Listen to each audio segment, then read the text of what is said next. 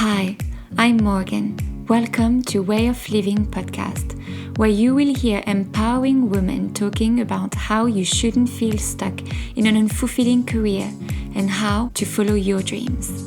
Life is short, live it to the fullest, and I hope you will feel inspired by their stories.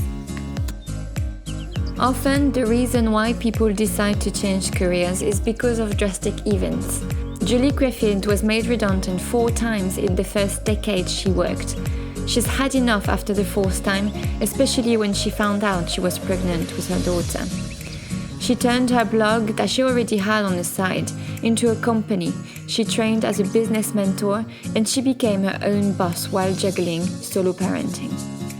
In this episode, Julie talks about how COVID-19 made her rethink her whole plan for 2020 when she expected it to be her best year yet. She talks about how she got started as a community engagement strategist and business mentor, and she finally shares with us how she doubled her income during the pandemic. Hi Julie, how are you?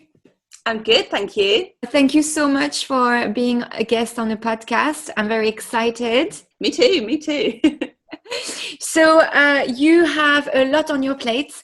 You're a single mom. You are a business owner of a website, which is Too Fat to Run. And you're also a mentor.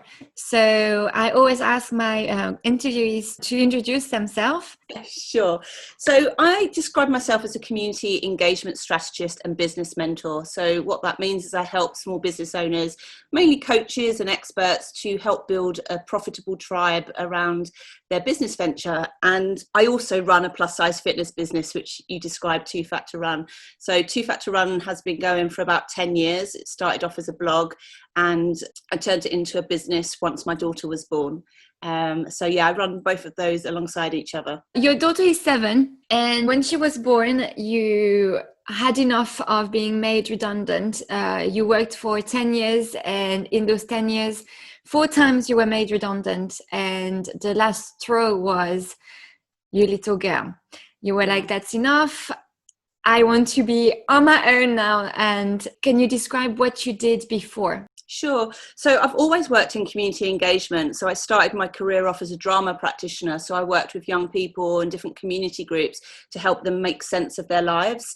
And then the Olympics came to East London and I somehow got involved in working on the Olympics, and I helped with the recruitment strategy. How do we get 70,000 volunteers involved in the game? So it was very much around how do you get normal everyday people to get involved in, extraordinary things.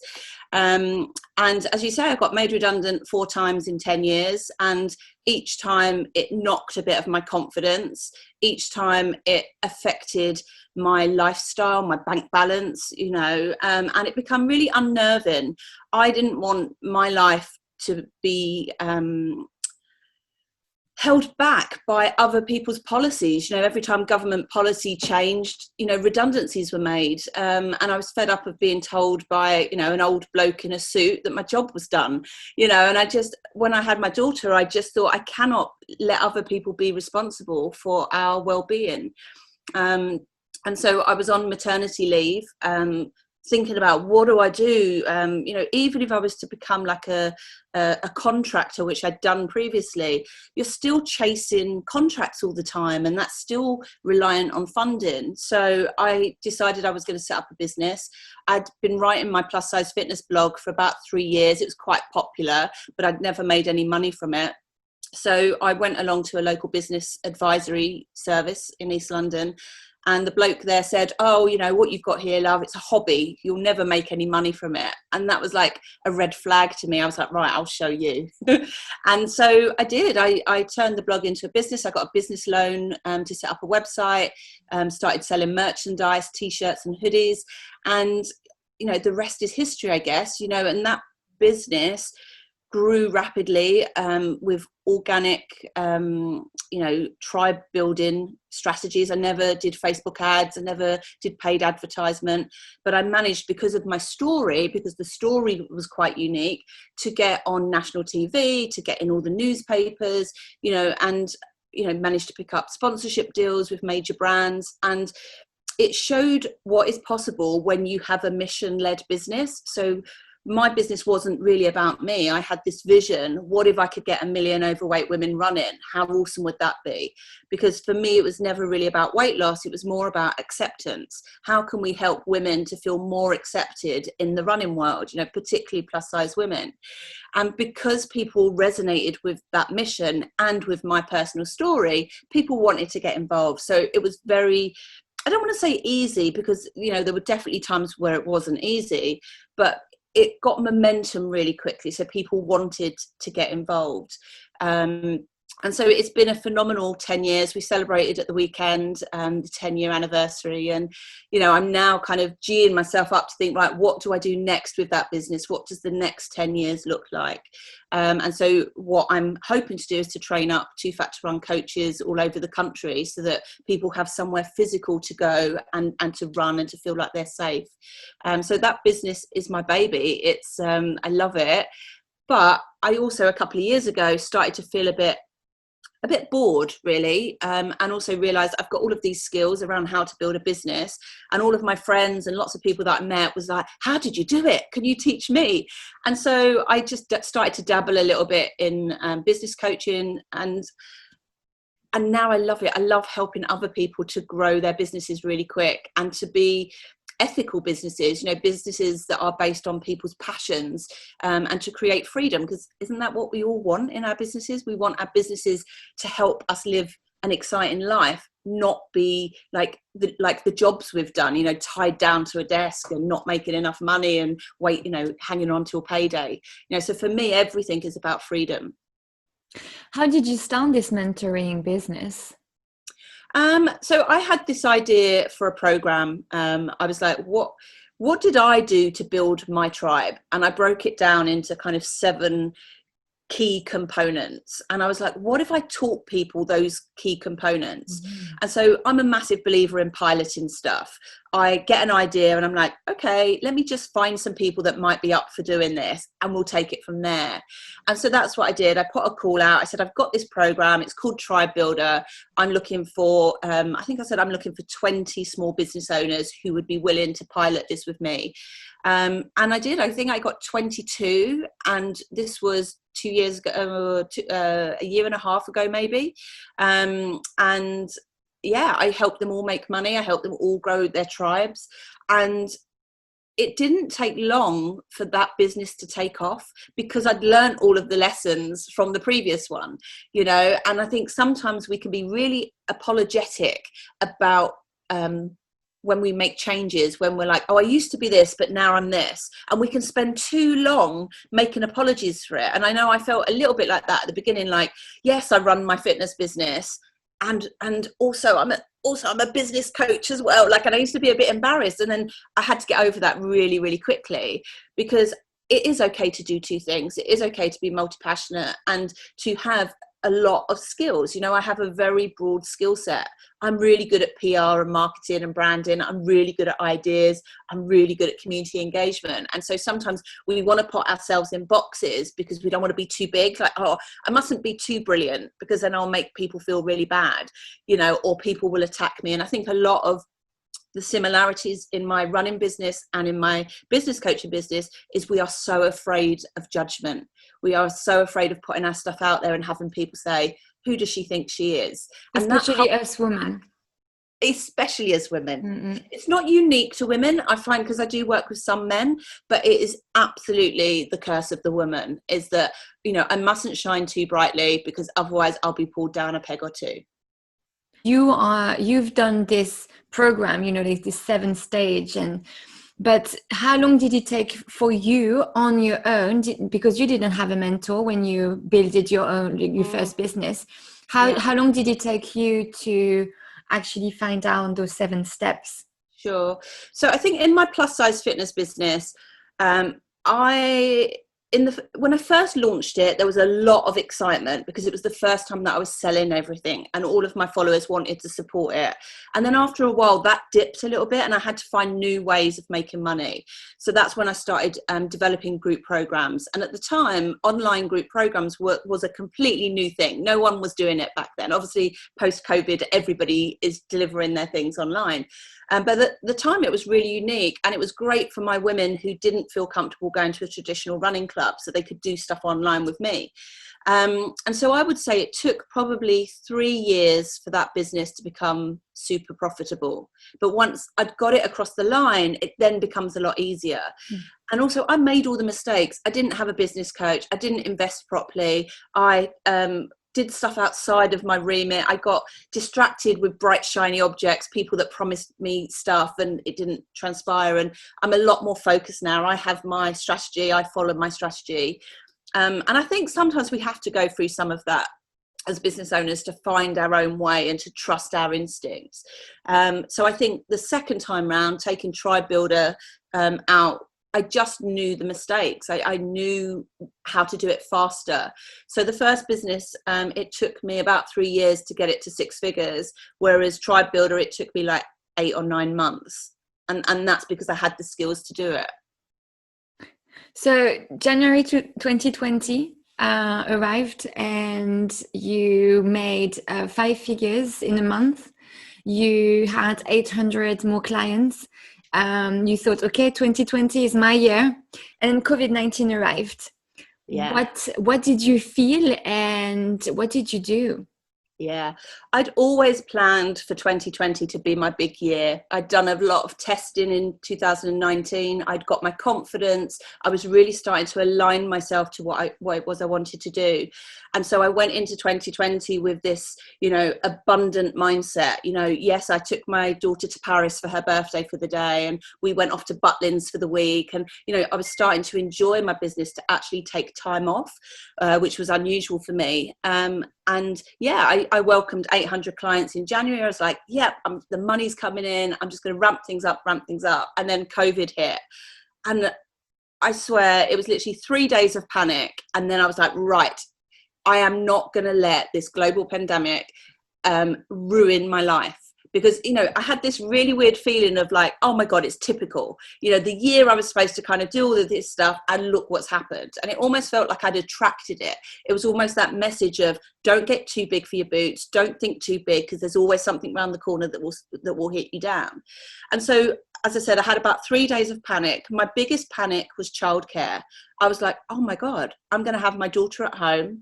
I'm going to have to homeschool. I'm not going to have any of the support that I have from her dad, from after school clubs, from my family. I am on my own. That was the biggest panic. The other thing I was really aware of was my running clients. I knew, because it's such a diverse community, I knew many of those women would be hit the hardest. Many of them had to shield. Many of them had kids at home. Many of them are on low incomes. I knew I couldn't tap into that audience to make money. It didn't feel to me ethical to do that. So I made a lot of decisions based on how can I support that group of people who had supported me for such a long time. And so I come up with this concept called the triangle of need. And so what it's based on is, right at the top of the triangle is me. What do I need? What do I need financially? What do I need from an ego perspective? What do I need to feel secure, to feel safe? Then I was like, right, what do my women need? And I was specifically thinking about my business, my running clients. What do they need? And they needed to feel like they weren't alone. They needed to feel like I had their back. They needed a way of staying motivated during COVID, to stay active and to do self-care and stuff like that. And then I was like, right, the other side of this triangle is there must be another need. So there's me, there's my clients, there must be another need that they also believe in. And so at the time I was getting a lot of my friends, my peers who were fitness trainers, yoga instructors, masseurs, therapists, all saying, oh my God, I've had to close my clinic. I've had to close my studio. I've got no work. How on earth am I going to live? And so by joining up those 3 needs, I was able to develop a program called Thrive Inside. And so the whole idea of Thrive Inside was, we would stream motivation, fitness, therapy into the group. And if they could afford it, they would pay £5 a month. But if they couldn't afford it, it was absolutely fine. And so we had around, I don't know how many people, but, a lot of people were happy to donate £5 a month to get, pretty much daily support into the group. So we had everything from laughter yoga to circuit training to, you know, everything you could think of that you could do in your front room, we streamed into people's homes. And that gave me, it took the pressure off me. It meant that I didn't have to over deliver to that audience. I coordinated it, the other therapists delivered it, and it brought in enough money to pay the therapists and to keep some of my admin going. And then that just meant I could free up my mind to start working on the business coaching business. Because what had happened was people were like, you know, even my friends, you know, colleagues and peers would phone me up and say, right, all these years I've heard you talking about building a tribe. I need to learn how to build mine. And so I started getting all these inquiries about business coaching. And I think there was a brief moment where I was like, is it ethical to take people's money to teach them how to make money? And I was like, absolutely, it is, because there are lots of people with a heap more money than me doing that right now. And it was really interesting to see when Corona hit how leaders were leading. What was it they were saying to their audiences? How were they responding? Were they doing it from a position of service, or were they just going, right, I need to make as much money as I can while I can, you know, and putting out kind of offers and stuff like that. So for me, I just went into this mode of, I am going to build my business. I'm going to do it ethically. And I'm going to stop being apologetic about the work that I do, because I know I really help small business owners to make more money and also to make more impact in their business. So it became a no-brainer for me that I was not going to step back in my business. I was going to step up and step forward. And I think the biggest challenge through the whole of COVID was childcare, trying to manage a 7-year-old who, my daughter Rose, I love her dearly. She is so bright, so vivacious, so she's full of energy, you know, and we live in a 2-bedroom flat, and you know, she wants to do gymnastics, she wants to run around, you know. And so when you're trying to serve your clients and deliver you know, coaching, it become really tough. And I remember sending out an email to my whole entire list saying, this is the situation. I have a 7-year-old at home, and on our coaching calls, I may have to stop and go and get her an ice lolly. I may have to stop the call altogether and go and sort her out because she's having a tantrum. And if that means I'm not the coach for you right now, then, you know, unsubscribe, or, you know, ask for a refund or whatever, because I wasn't going to apologize for having a 7-year-old at home that was sometimes temperamental, because I couldn't deal with that level of stress on top of everything else. And actually the response I got from my clients was phenomenal. I mean, it makes me want to cry now. They were so supportive of me. And that, I think, is the difference between building a tribe and just building a client base. Yeah. When you build a tribe, you talk from the heart, you share honestly what you're about. And then if people don't like it, they can leave, and that's okay, because you've got the people that do support you, that do get what it is you're trying to do. So you're saying that actually this COVID-19 made you even more creative. You were very creative before about like what you wanted to do and how to get where you wanted to go. But I feel like during COVID-19, you were like, okay, I need not to help just myself, I need to help all my community. And you became so creative, and you actually thrived during those months. Yeah, I think because there was so much noise online. So if you think about it, pre-COVID, there was so much activity that happened in the real world. And then when everyone was in their homes, everybody started creating content. All the actors, all the musicians, all the yoga instructors, you know, anybody that had a business or had a platform was creating content, was offering programs. And so I know there were definitely business coaches who shrunk back from that and was like, oh my God, how can I get my stuff seen? Like, it's impossible. There's so much. And I've definitely got colleagues and friends that said, you know what, I'm just going to take a break. I'm not willing to fight for the clients. I'm not willing to fight for that income, for their mental health, for their physical health. It was a better decision for them to step back and do nothing. I know myself, if I'd done that, I would have been a broken mess, because my work is really important to me in terms of my mental health and my ego and all of those things. You know, I love my work, and as much as I love being a mum, I don't think I was ever cut out to just be a full-time mum. And I'm okay with admitting that. Like, some people are really good at that stuff. I'm not so good. And actually COVID really tested my ability as a mum. Like, you know, there's only so many jigsaw puzzles you can do. There's only so many times you can play Connect 4, you know, and that's what COVID did, I think, for parents. It really tested their ability to be present with their kids.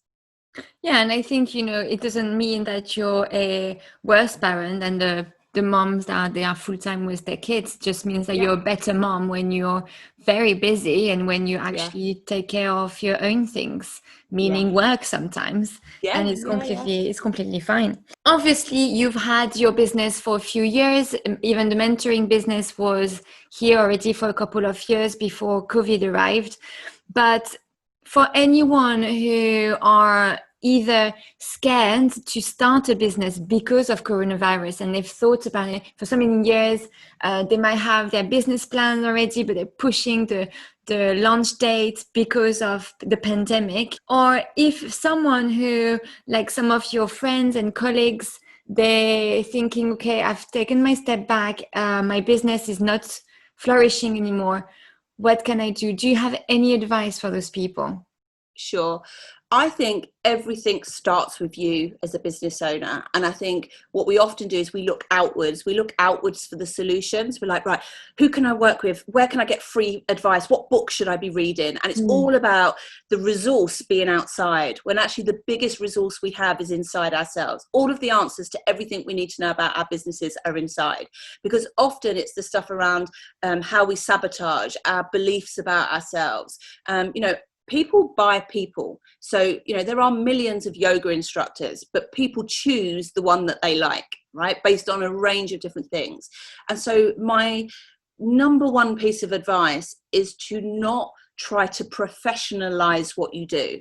Like, just be yourself.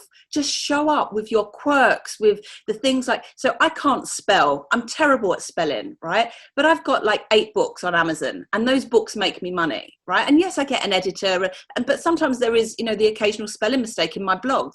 I don't beat myself up. That's part of who I am.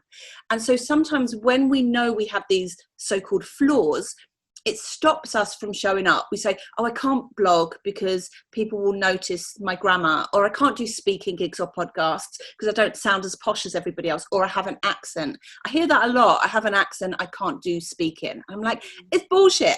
People will love you because of your accent, and I think when we accept ourselves, we allow other people to accept us too. And that's how we attract people to us. I have 3 principles in all of my programs, and I call them the 3 V's. I've just got them printed on a mug because I just have to remind people of them all the time. And it's be visible, be fearlessly visible. When you think you can't be any more visible, double it, right? Be everywhere. Don't be afraid to show up. Allow yourself to be vulnerable. Talk about the things, talk about the dark side, the shadow of you. Talk about the things you're afraid of, the things where you feel like you're not good enough, because other people will resonate with it. And the third thing is to be valuable. Like so often we have this mindset of, oh, I mustn't give everything away for free. And it's true, you mustn't give stuff away for free. But when you're starting out in business, you also have to prove your worth. You have to prove that you are good at what you do. And no amount of money spent on a website is going to do that.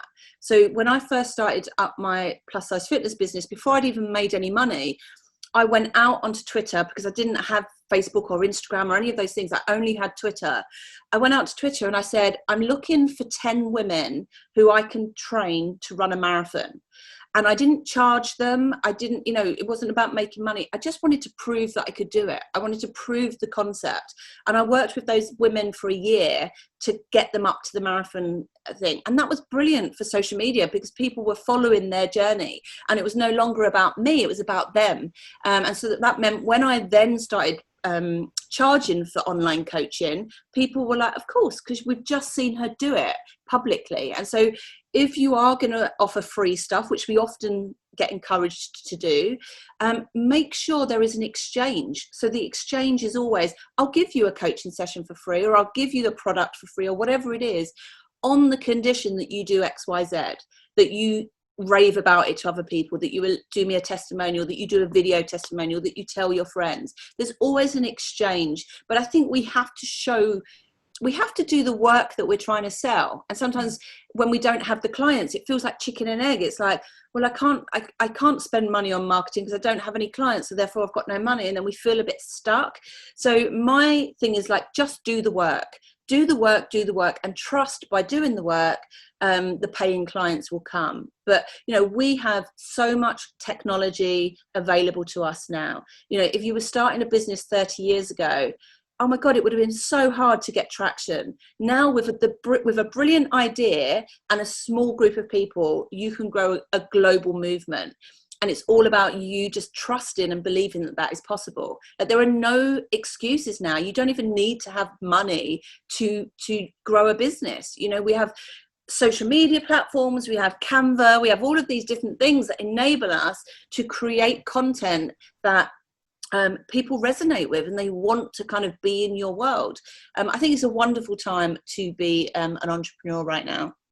I think you're completely right, but I believe that now people are less excited about the internet because it's been around for so many years, and for businesses who want to create something, and you have to go through the internet and you have to go through social media, and people are feeling like it's a bit overcrowded. So you have like so many information. I know that, for example, just for the podcast, right at the beginning when I was looking for a platform where I could post a podcast and it was going to do the job for me to have it on iTunes, on Spotify, there was so many information online that it took me a little bit to actually be, not to be overwhelmed. And I almost stopped because I was like, I can't. I need someone to actually be in front of me and say, do this, this, and this, and this, because Google is just too overcrowded for me. And I feel, because I feel like it's like this for a lot of things. People post so much. You have professionals or people who pretend to be professionals. They give you advices. And I feel like, sometimes people can feel overwhelmed. Here's the thing, right? All of it always comes back to mindset, right? When we are in that overwhelm, it's often because we don't want to make the wrong choice, right? So we are presented with a million options, right? That's all that online business is. Millions of options, right? I teach people how to design group programs, and they come and they think I'm going to tell them how to do it. I'm not. I'm going to share you the options, and then you are going to trust your gut instinct as to which one is right for you, because there are no gurus. There's nobody online that has got the one and only way to build a profitable business. That is just not true. And so it always comes back to, who are you? What kind of leader are you? I have something called the tribe leader archetype test. And what that does is it helps you identify what kind of tribe leader are you? Are you the creator, the person that can create new ideas all the time that people kind of want to be part of? Are you the mother? Are you the person that's like, come here, come and work with me, I'll look after you? Because the energy of both those things are very different. Some people want to create stuff all the time. They don't want to look after people. They don't want to have a Facebook group where people are asking them questions all the time. And so identifying who you are as a leader is really important. But I think that overwhelm stuff is always based on, I don't want to make a mistake. And sadly, but as entrepreneurs, we should be willing to make mistakes. Like, not millions of them, but it's okay to change your mind. It's okay to try a platform and it doesn't work, because then through experience, you learn the right way. And so I think every problem that we face in business, like, oh, there are too many people doing it, that's not the problem. The problem isn't that there's too many people doing it. The problem is that we don't believe that we're unique enough. And the reason that we don't believe that we're unique enough is because we're not looking deep enough and accepting every aspect of ourselves. So, there are millions of business coaches. I could say, it's too crowded, I don't have enough experience, it's a silly place for me to try and do business. There's only one Julie Creffield, right? And there are very few business coaches that show up like I do. I'm very working class, I'm very down to earth, I get stuff done. I may not have all of the academics, but I've been doing community engagement in the real world for 25 years. So that's what I'm bringing to the table. I'm bringing to the table experiences of, walking into a room with 100 old age pensioners and them saying, we want to get involved in the Olympics, what are you going to do for us? And having to come up with an idea to get them inspired, you know. And they were my hardest audience yet, you know, 170-year-olds, you know, they're a hard audience, right? And so I'm bringing those experiences to my work as a business coach. And nobody, like, when you start a new business, sometimes it is a new area of expertise, right? So you might train as a yoga instructor and you'd be like, but I'm only new. You might be new as the yoga instructor, but you're not new at life. You bring all of these experiences. As a mum, I bring so much of my resilience, my creativity, my time management skills, because I've learned that through having a child and being a single mum and having to juggle things. We bring all of that to our businesses. And when we look inside and say, what is it that's unique about me? You know, what is my niche? How do I stand apart from other people? You know, and I think that is the problem. It's not that there's too much going on online, because there are new people all the time making money. I think it's just about finding your thing, finding the unique aspect of yourself. And sometimes it's hard to admit that about yourself. It takes a bit of practice to identify the skills and qualities and experiences that you've got, and to put value on it, and to go, actually, there are people in the world that want me over and above someone else. I mean, I always use Marie Forleo as an example, right? Marie Forleo, the pinnacle of business coaches, right? I don't have swishy hair. I'm not a size 8. I can't be Marie Forleo even if I wanted to. But there are people out there who get completely turned off by someone like that. Someone that's immaculate, someone that, you know, is American, you know, all of the things that she is, I'm not. And so we will always make buying decisions based on the brands we feel aligned to. You know, when we go into the supermarket, there are a million different types of washing up liquid or washing powder or, you know, spinach, and we make buying decisions based on our values and the things that are important to us. And I remember when I was at uni, I used to work in a salad factory, right? I used to pack salad when I was at uni, because there were no jobs where I went to uni. And what really used to make me laugh was the same spinach leaves went in a different plastic bag for Marks and Spencer's and for Asda. It was the same spinach leaves. But the people in Marks and Spencer's paid 50p more than the people in Asda, even though it was the same product, right? And so it really opened up my eyes to the marketing and the importance of packaging and messaging. So even though the product was exactly the same, the package was different, and, you know, it got shipped off to a different, you know, supermarket, and people would be willing to pay more or less. Like, that blew my mind when I was 18. I was like, I didn't know that, you know. And so here's the thing. Somebody could pay £40 for a personal training session, or they could pay 4,000. You know, if you are a Hollywood star, you are not paying £40 an hour for your personal training. And it's about understanding the value. You know, what is it that you bring to the table? You know, and I love talking about money and price points and stuff like that, because so often we undervalue, you know, and we undercharge, you know. And I think women can spend years undercharging. And I think that was a big part of my decision back in like February, March time, was like, I've spent a long time undercharging, even in my plus size fitness business. I wasn't, even though I was making the money, I was investing a lot of the money back into the growth of the company. And I was just done. I just drew a line under it and was like, I want to be able to take school holidays off and go on holiday. I want to be able to take the whole of August and go travel to Bali if that's what I want to do. I want to be able to replace my dishwasher when the dishwasher breaks, rather than try and fix it all the time. Like, I want freedom, and money sometimes helps with that freedom. So I think sometimes we just have to decide. We have to decide, this is my year and I'm going to go for it, you know, no matter what. You were talking at the beginning about how you lost your confidence after being made redundant a few times, and now you seem like a very confident person. How did you regain this confidence? Sure, great question. I think when you get made redundant, particularly like in your early career, so I got made redundant 4 times in 10 years between my 20s and 30s. And I think you're really vulnerable as a woman during that time, because you're trying to build your career. You're trying to get, I think at that time of your life, you're seeking validation and you want to be told by your boss that you're good. and you want to get promotion and you want your peers to think that you're good. And so often, rather than pushing forward and going for the opportunities, we wait to be told that we're ready. And so getting made redundant all of those times, every time, even though I knew the reasons, every time I was like, oh, it must be me. What is it about me that means my managers don't fight for me? And actually, looking back now, I was a real maverick in every job I ever did. I was a pain in the butt to manage, right? Because I was ambitious. So I would go in and do a job where it would have a really clear work plan.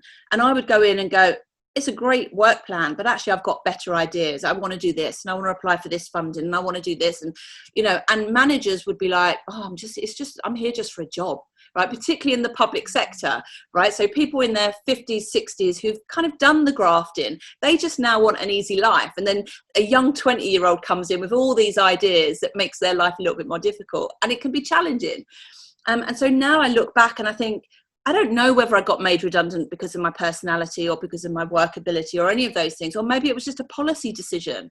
But I knew, particularly when I had my daughter, I was like, you know, no one's coming to save me.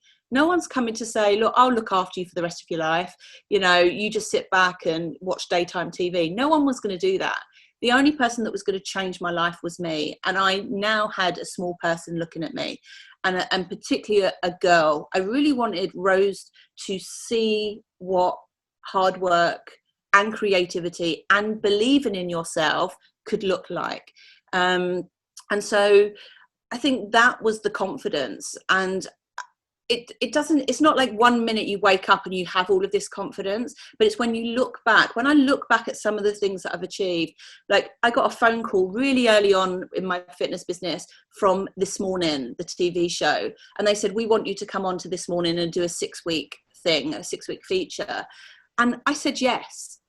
And I went on and I, you know, met Holly and Philip, and, you know, I was on daytime TV live for 6 weeks.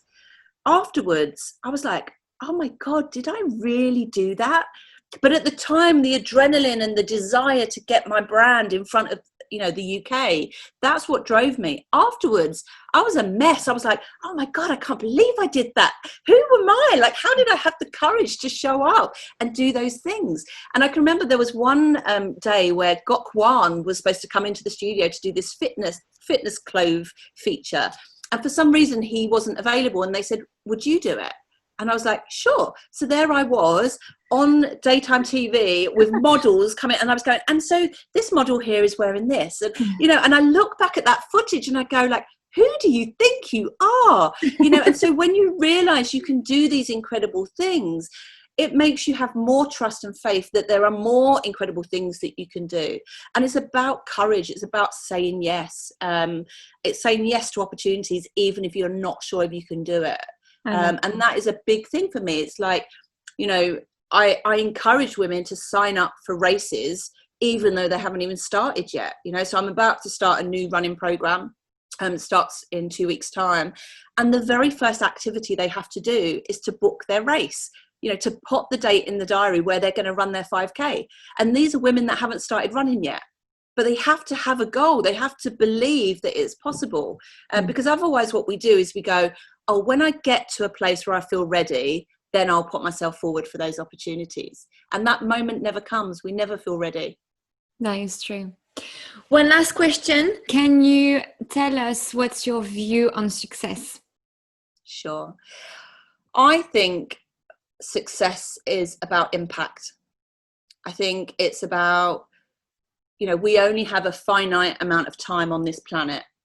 And once we're gone, what have we left behind?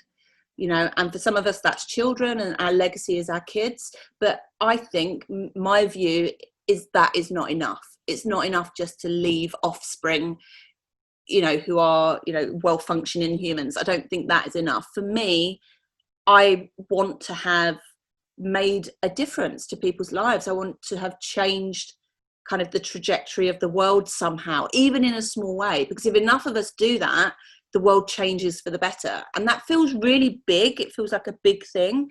But for me, like, I'm not particularly driven by money.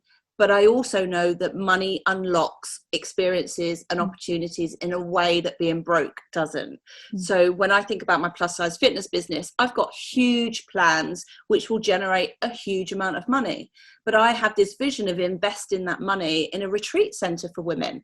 I would love to have a retreat centre that was specifically for plus size women, where they could come and feel that they're not being judged, that it's not about weight loss. They can come and they can heal and they can have fun and they can go on hikes. And that for me is legacy, being able to create those experiences for people. That's legacy. So for me, it's not about having a jet set lifestyle. It's not about having millions in the bank. It's about changing people's lives. That for me is success. Well, it was very interesting to talk to you. You're so inspiring. I wish you all the best, and I hope you have created your legacy already, but I hope it goes way further than that. And thank you so much for today. Thank you. It's been a ball. I've loved it. Bye. Bye. Voila, that's the end of this episode, and I want to thank Julie for telling her story. Please share it on your social media, and it might reach someone who will feel inspired to follow their dream, no matter what crazy pandemic we're in. Don't forget, life is short. Live it to the fullest.